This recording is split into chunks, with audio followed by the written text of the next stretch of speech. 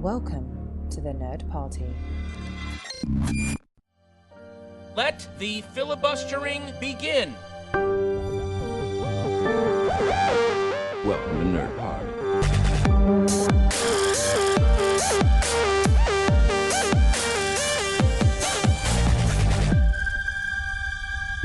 Hello and welcome to the Snyder Cut of Filibuster, the podcast that is now 4 hours in length and is obsessed with shoehorning Leonard Cohen's Hallelujah in at any opportunity. That's right, on today's show, we're discussing the film that DC fanboys threw a hissy fit on Twitter until Warner Brothers decided they needed something to try and save HBO Max with.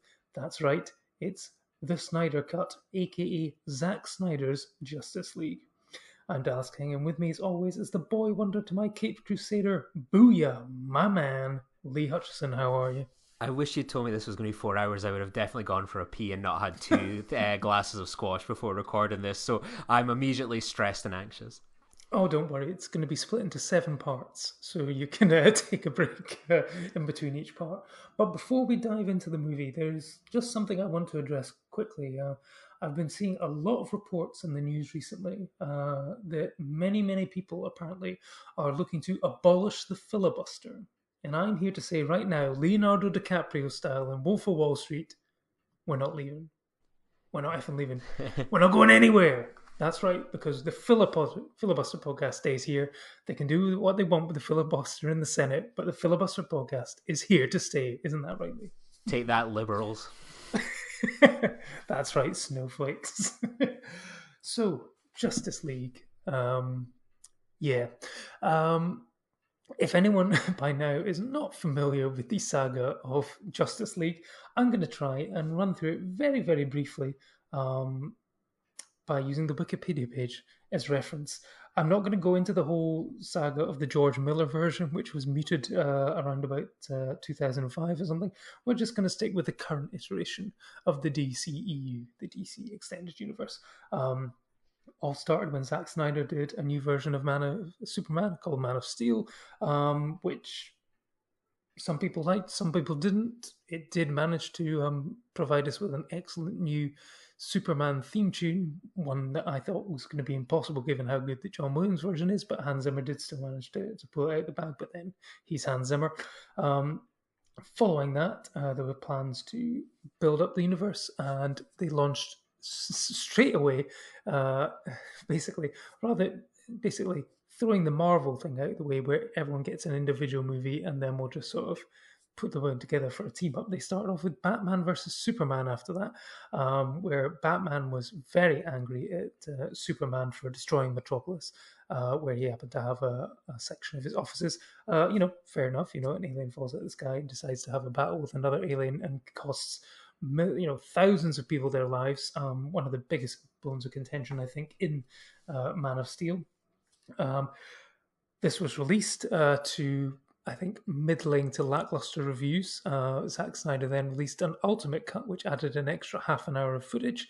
And this then led to the wider DC universe, which included solo versions of Wonder Woman and Aquaman, and then a team-up movie of the Justice League, which Zack Snyder started to work on, but then during post-production had to leave due to the tragic death of his daughter. So he was away doing on that. And then for some reason, DC and Warner Bros. Decided that they weren't particularly happy with what Zack Snyder had assembled at that point. So they decided to bring in Joss Whedon to finish the editing. But he then decided to rewrite a lot of the script, shoot some reshoots, and then put it out. Again, reviews were pretty lackluster to terrible. Watching that film, from what I can remember, it was apparent that this was kind of two films sort of cobbled together. There were sort of lurches in tone and cinematography all over the place. And then years later, basically, actually, as soon as the Joss Whedon version came out, fans on the internet were basically asking Warner Brothers to release the Snyder Cut to allow him to go back and finish it off. Director's cuts of movies are not a new thing. Obviously the most probably famous and most popular one would be the Blade Runner Final Cut, which managed to go back and basically make a better version of the original film. I would say some people don't, but that's just my opinion. Um, and it was going on and on. The toxic fans were kept going on about how they needed the Snyder Cut, they needed it, it needed to come out. This then led to other people to speculate what other movies could get, reassembled. I know there was a lot of people at one point asking for a new version of The Last Jedi because people didn't like what Rian Johnson had done. But it was announced, I think, middle of last year that Zack Snyder was going to be allowed to oversee the production of his version to the point where they actually gave him $70 million to shoot new scenes. Why you would need to shoot new scenes when apparently he'd already done it, who knows? But apparently, I did read somewhere these days that he had actually started shooting before they actually gave him permission. He was like, I'm just going to shoot it anyway.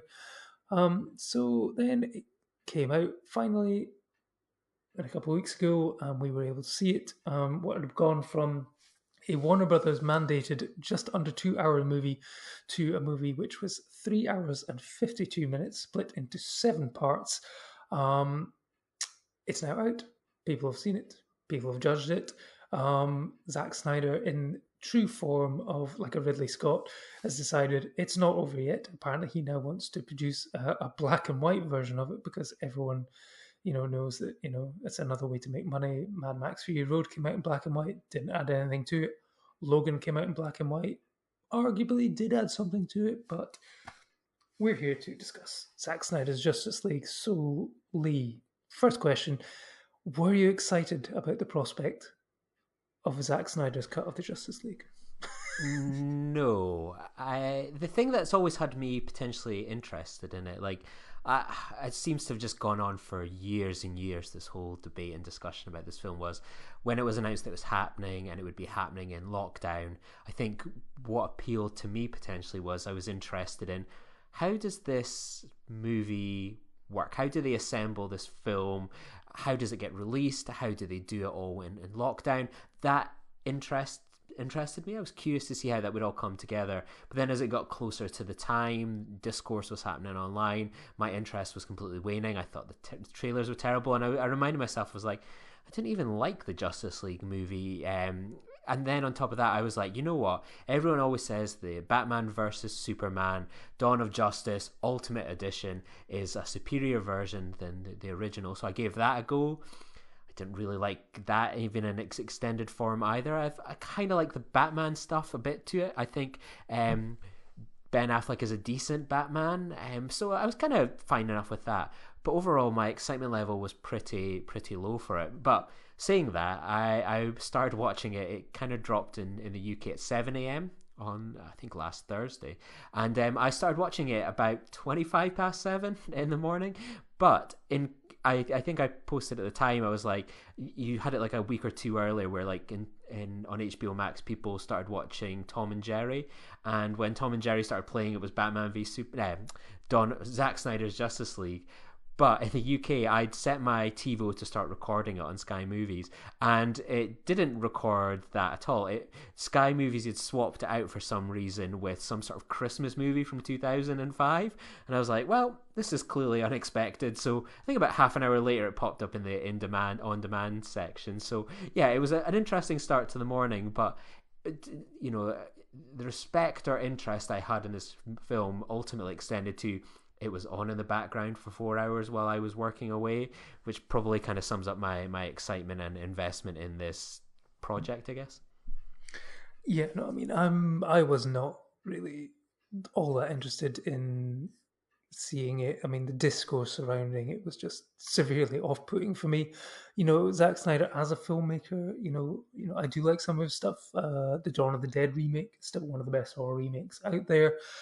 I have a real soft spot for what he did with Watchmen. I like the way that he switched up the ending, and actually the ultimate director's cut of Watchmen, which splices in the Tale of the Black Freighter animated film in with the regular film, is actually, I think, is fantastic, and I really like that. But I mean, I've never been all that keen on just what they've done with the DC universe anyway. yeah, I do enjoy the Marvel films. I'm probably more of a Marvel fan than DC fan, but I like movies anyway, so I'm always interested to see. I liked what James Wan had done with Aquaman. I thought that was a bit sort of crazy. The first Wonder Woman's good. The second one is not. Man of Steel had some good elements, but some of the storytelling devices were odd. Batman versus Superman, I wasn't keen on at all. I mean, like you say, some of the motivation for Batman's distrust and dislike of Superman, I think that was cleverly worked into the story. But I mean, did you go back and rewatch anything before watching this new version of Justice League? Did you rewatch Joss Whedon's version? Did you rewatch the Batman and Superman or anything like that? No, I didn't watch Man. I've seen Man of Steel a couple of times, and I think it was like 4 years ago, a couple of days ago, that sort of Batman v Superman came out. So I hadn't seen it since then, which is it's kind of a semi lie, really. I've seen Man of Steel a couple of times, and I have seen Batman v Superman, the original form, 1.25 times. So I remembered being in New York a couple of years ago, maybe about 4 years ago, kind of coming up, and I remembered it was on HBO, and I was watching it while someone was getting ready, and I was just like, that film has always really annoyed me from the first second. And I've said it before, is like when that CGI leaf just floats, I'm like, oh god, the leaf just looks really bad. That sets me off every time. So I didn't rewatch the original cut, but I watched the extended cut version of it. I picked up for a couple bucks a few months ago, where I was like, you know what, I'll give it a shot before Justice League comes out. Everyone, quote unquote everyone says it's a better version of the two, so I'll give it a go. But again, it didn't really leave me very excited. Like, I just find that whole film very odd. I don't like Zack Snyder's style of writing, his visual flair. It does nothing for me. So an extended version of that was pretty difficult. But maybe in retrospect now, after watching this, I prefer the Batman v Superman Dawn of Justice Ultimate Edition, which is probably quite telling. So, and no, I had no obligation to watch the Justice League version of that, because I've watched it once. I gave it 1 star on Letterboxd, it seems. Never felt Really, compelled to one watch that again. star? Yeah, 1 star. It Wow. was terrible. Yeah, I mean, I watched the I didn't watch Man of Steel, but I watched the Batman versus Superman Ultimate Edition, just to sort of see, familiarize myself with Zack Snyder's version of the story before going in. Did I notice where the extra 30 minutes were put in? Honestly, hand on heart, I don't think I can. Um, yeah, no, it wasn't a great film. I mean, one of the things which always sort of bugged me at the end was sort of Bruce emailing Diana, sort of saying, "I know who you are," and so does Lex, because on Lex Luthor's computer he had files created for these metahumans, but he'd gone to the point of actually creating logos and basically nicknames for them. He basically named them all, which was quite, there's already the WW, there's a Flash, there's a Cyborg logo and stuff like that. And it's like some intern at LexCorp has had great fun, basically designing the names and characterizations for these characters. And so, I mean, the big question is, I guess, for Zack Snyder's Justice League, at, like you say, 3 hours and 52 minutes, did you notice the differences? If you were able to remember that far back to watching the original Justice League, did you notice a big difference to it, or? Little bits here and there. Certainly, the Russian family is the big loss of the Zack Snyder cut. But there, hand on heart, I couldn't remember much of the original Justice League film, for better or worse. So I felt like I was going in relatively fresh. But I watched a couple of YouTube videos where it really did highlight kind of Joss Whedon's rewrites, and like, Joss Whedon is a trash person. That much has become evident in the past couple of months, but I do find some of the glee that's taken about his involvement in the first film slightly unfair. He was someone that was brought in to lighten the film. He was brought in to do a job by Warner Brothers. He did his job. He did it badly, but it's not really his fault. I think the real villain of this whole piece was Warner Brothers. I mean, this is like a nearly 4 hour long film. The script I can imagine being even longer than that. Like, Warner Brothers knew the film that they were investing money in. Like, all that stuff was incredibly clear. They knew who Zack Snyder was. They knew his style. They knew his approach. They were the ones that basically mothballed this film, brought in Joss Whedon, and then, unfortunately, Zack Snyder left, and I feel complete pity and sorry for why he had to leave. But I don't view Joss Whedon necessarily as the bad person in all this. I think it's very much Warner Brothers. Yeah, no, I think it was. I mean, why they just didn't, delay the film in the first place and just, let Zack Snyder sort of leave temporarily, grieve, and then come back and finish the project, I have no idea.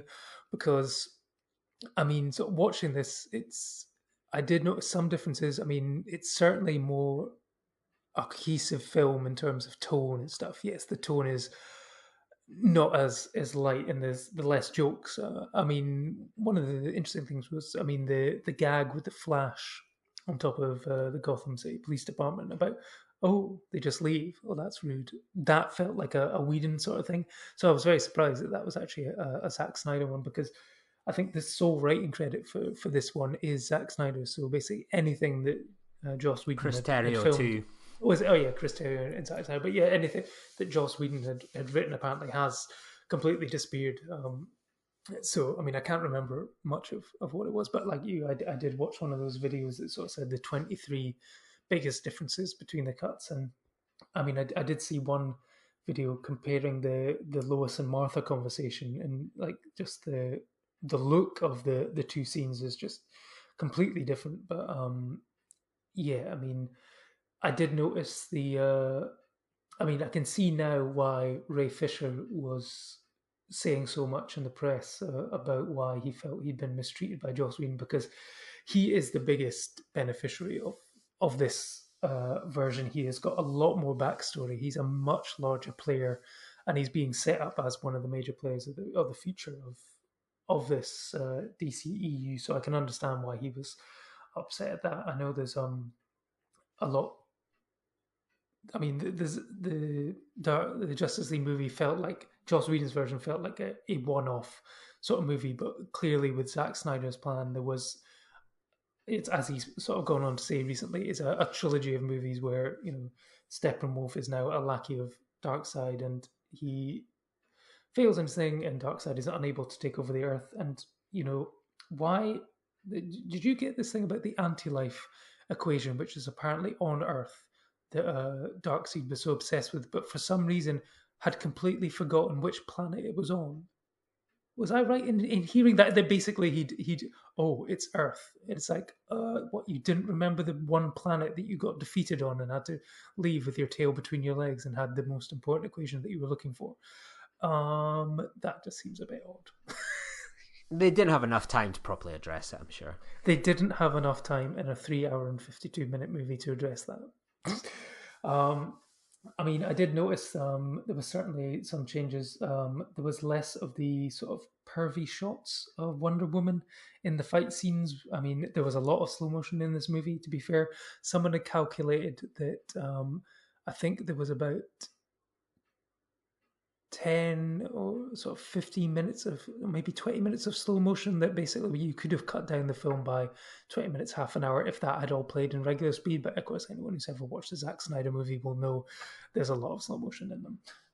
But yeah, there was a lot less pervy shots of Wonder Woman's arse sort of going past the camera in slow motion. There was a bit where Flash trips up and then falls on top of Wonder Woman and apologizes and stuff like that. Although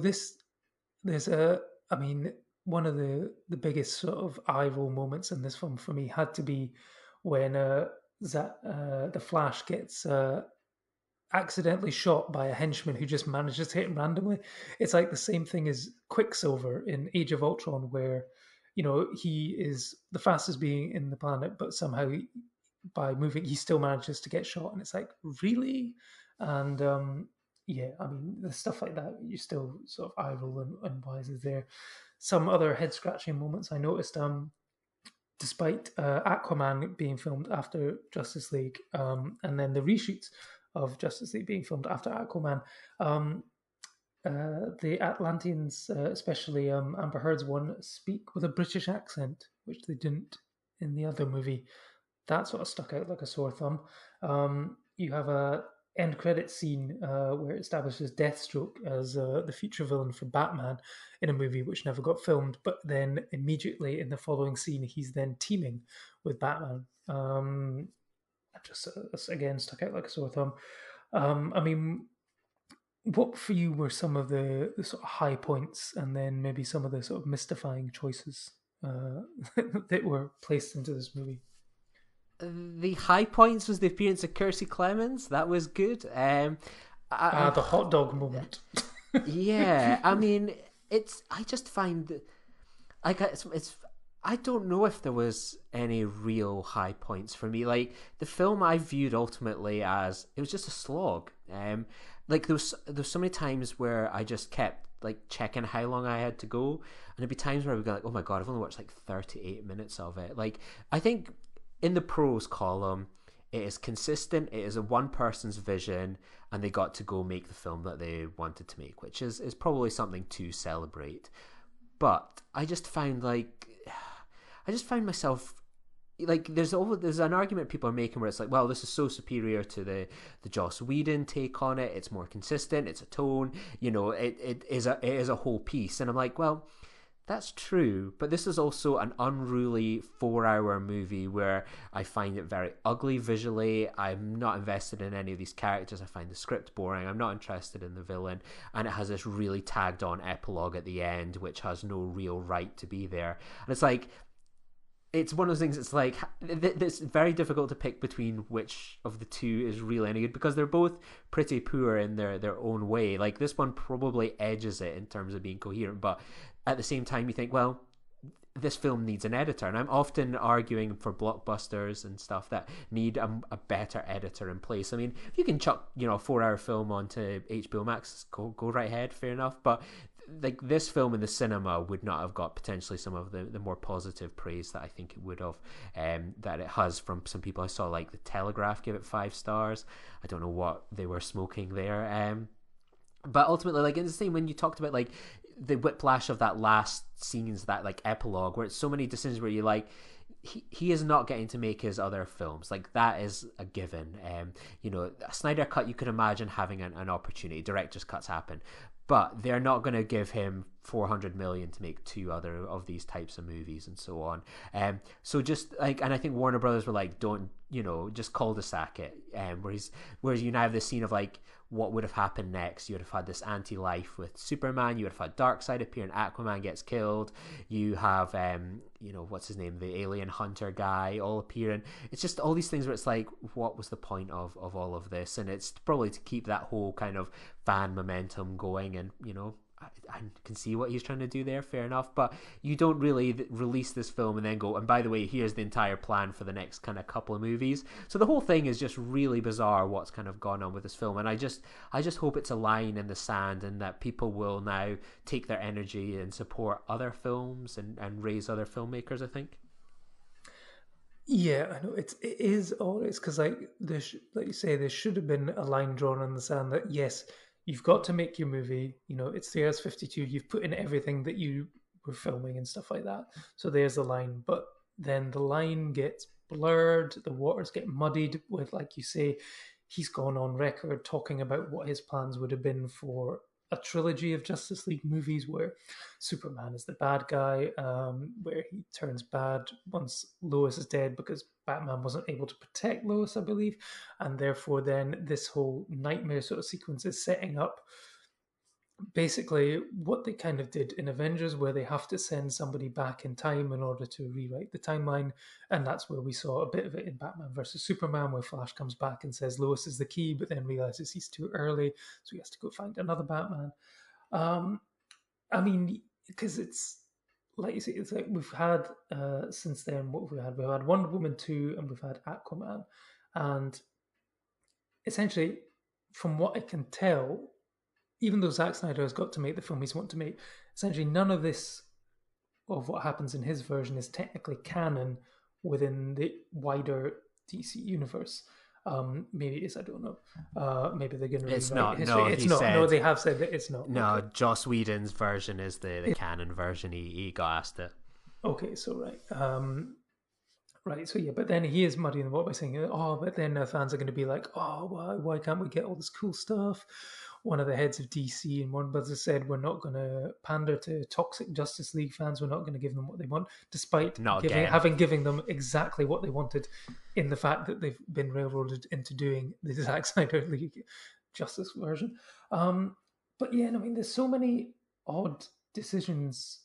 So in here, I mean, like you say, the nightmare sequence, which is, we got one of these in sort of Batman versus Superman, and we've got another one here, which basically sets up your wider movie of what could have been quite a good sort of Mad Max style Justice League movie, where Batman is teaming up with a random selection of characters. You've got the Flash and Cyborg, but then you've got Mira, you've got Deathstroke, and you've got Jared Leto's the Joker.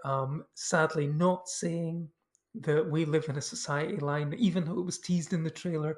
And for me, I don't know how you feel about this, but I actually felt that Jared Leto's performance here was infinitely better than the version of the Joker which was in Suicide Squad. I think it was potentially more in keeping with a darker version of the thing, and I thought he was actually quite good in the couple of minutes that they had. But again, can you really believe that the Joker and Batman are going to team up to do something like this? I don't know. And one of the biggest questions for me at the end was, we see Superman dressed as Clark Kent with glasses on, stuff like that. But Clark Kent was declared dead at the end of Batman versus Superman, claiming that he died while covering the fight. Now that Superman's back, everyone keeps calling him Clark. Are we just is Superman's secret identity now just out in the open? Is it, is Clark Kent suddenly come back going, "Hey guys, I didn't actually die, even though you all saw me in a coffin"? I mean, it's just probably a stretch of the imagination too far, but again, it's not considered canon, so yeah, I don't know. I mean, were you also disappointed not to see a mustachioed version of Superman in the second half of the movie when he came back? I really would have liked to have seen some of that footage of Superman with a mustache and the black suit.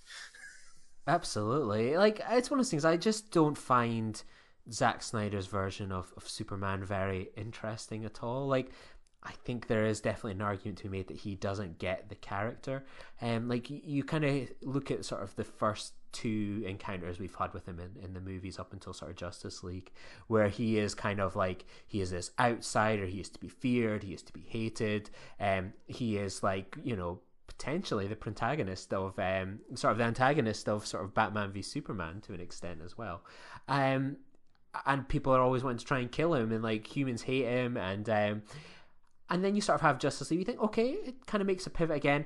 And then you sort of hear about the Snyder plot for the remaining films, where it's like, oh, like he's going to be turned by anti-life and he is going to become a killer creature because Bruce Wayne fails to save Lois Lane and stuff. And you're just like, is there something to be said about a hopeful, cheerful kind of Superman that kind of inspire people? I refuse to believe people can't buy into that. You see something like Captain America, which I didn't think would be a success, but it's proved to be one of the kind of most breakout kind of characters like you could do with someone like that in the world these days. And like I just do not get the impression whatsoever from Zack Snyder that he gets Superman personally. Yeah, no, I mean, I agree with you on the Captain America front. I was not really looking forward to that character within the MCU, but I have to say Chris Evans' performance really sort of turned me around on that, and he ended up being one of my favourites. Is Captain America a character we need right now? If you look at the latest series, yes, as long as they're white. But I guess that's part of the plot of Falcon and the Winter Soldier. I mean, I have to admit, I did kind of like aspects of Man of Steel about his character in that the sort of early stuff with his dad, where he was getting bullied and stuff at school, and his dad was basically telling him, don't show your powers, don't pick on people, they just don't know any better and stuff like that. And that's why I kind of bought the final act of Man of Steel, where finally he meets someone who can is on the same level as him, and he can take the punishment. And it was basically, it felt like he was just releasing years and years of pent up aggression on Zod, and it just so happened to cause a huge amount of collateral damage. It does seem like within this version of the DCEU that everyone is a bit more suspicious of alien characters and stuff like that. They never took to it as like this illegal alien coming down and being a threat rather than, a source of hope and stuff like that, where the S on his character is meant to be a source of hope, but he's never sort of depicted as that. And yeah, I don't know why that is, because that's what he was designed as, in the back in the 30s by Schuster and Steele.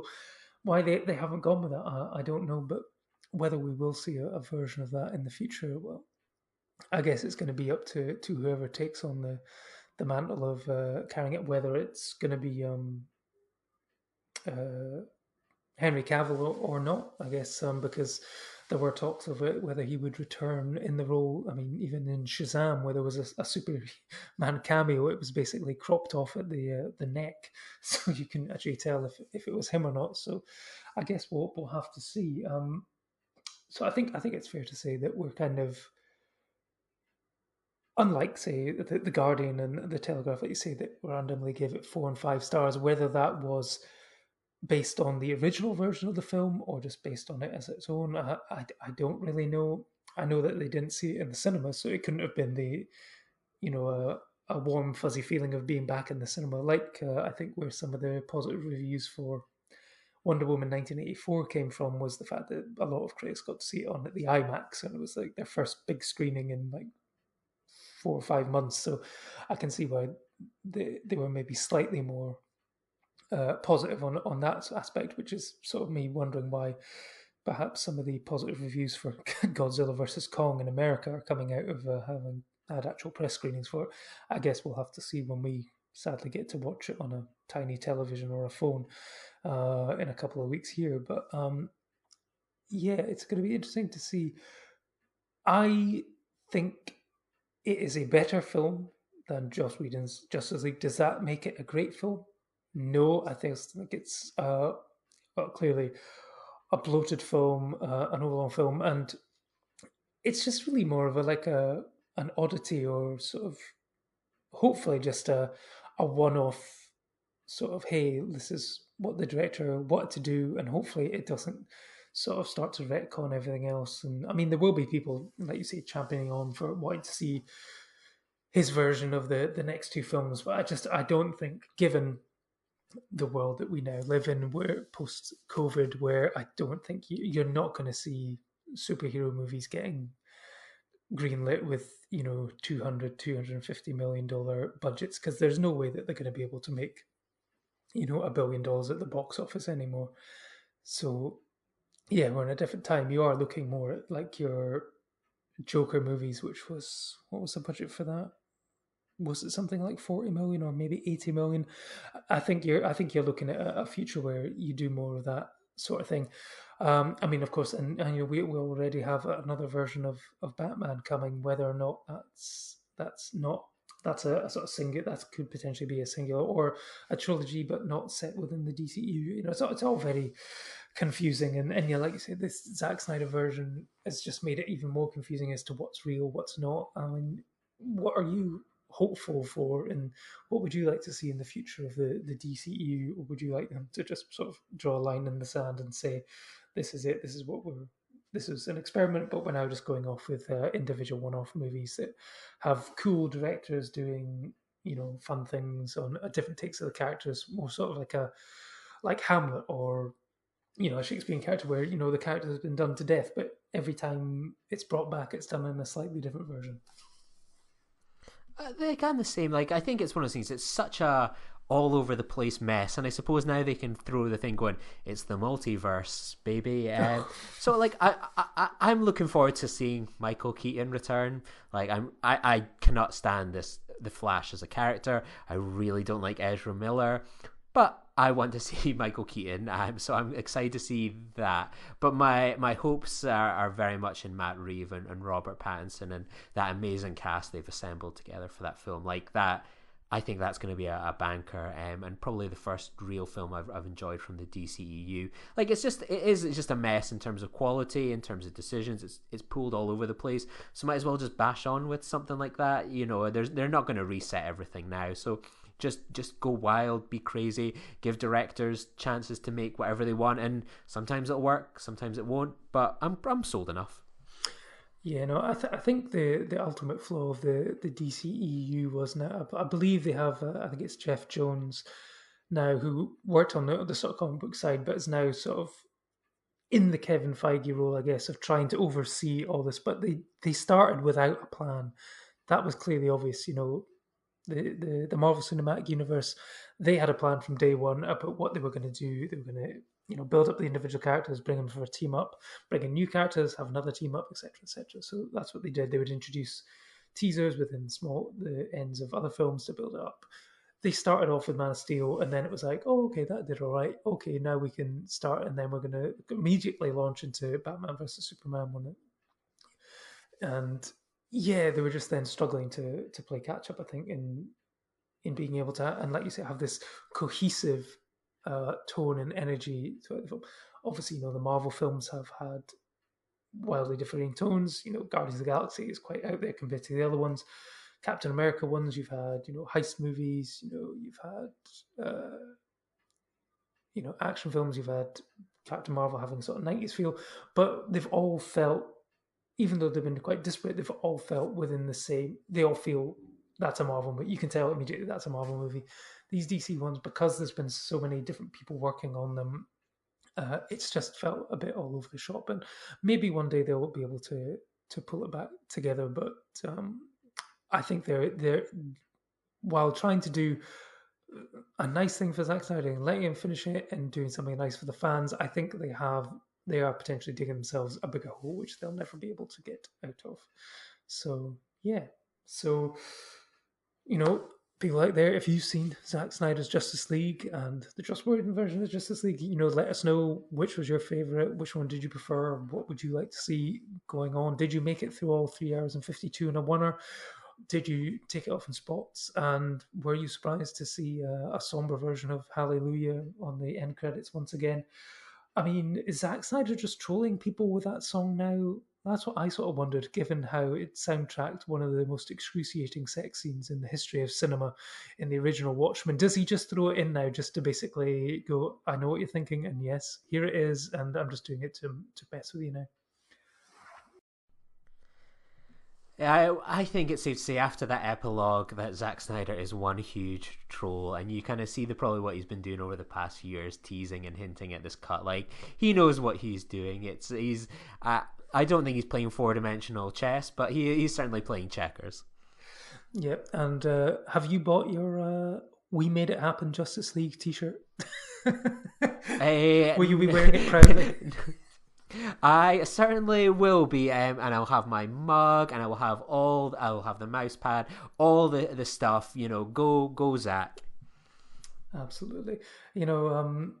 Actually, one Zack Snyder film I'm actually potentially kind of looking forward to is his Army of the Dead, actually coming out in a couple of months on Netflix. He's returning to the zombie world. As a group of Marines or something try to pull a heist in Vegas while it's overrun with zombies. I'll be interested to see if it ties into his Dawn of the Dead world, but yeah, interested to see where it goes from here. Because we've got, James Gunn's The Suicide Squad, so whether that'll reboot the Suicide Squad version of those characters or not, I mean, it's all too confusing. And yeah, it's all just not really making me want to sort of keep track, and I'm not really looking forward to them. Will I watch them? But of course I will. I'm just desperate to get back into the cinema and watch it. Well, of course, with the Warner Brothers films, it's difficult to know if you get to see them in the cinema or not. And then we've got 4 Marvel movies in 6 months. I mean, people were complaining that we went a year without them, but 4 in 6 months, even that's a bit of a struggle for me, I think, to keep on top of everything and find the enthusiasm for all this. But hey, we might get back to the movies soon. Are you counting down the days to May 17th? Hell yeah. So, yeah, we'll be back soon looking at other movies. Perhaps it might be Kong versus Godzilla. We do have finally we're going to be able to drop our Promising Young Woman episode, because that's finally been given a release date, on Now in Sky Cinema here in the UK, of April 16th, just before the Oscars. So it kind of sounds like, rather than waiting for a cinematic release, they're going to try and capitalize on the probable success in some categories at the BAFTAs and the Oscars. So we'll be back for that. Lee's got a couple of great interview episodes coming up, but we'll be back to chat more movies and more pop culture very soon. And perhaps, we'll re-release this episode in a couple of years with a brand new cut of it. Will you be up for that?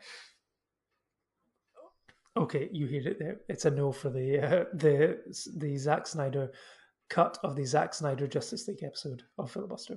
We'll see you next time. Bye. Join the revolution. Join the Nerd Party. Welcome to Nerd Party.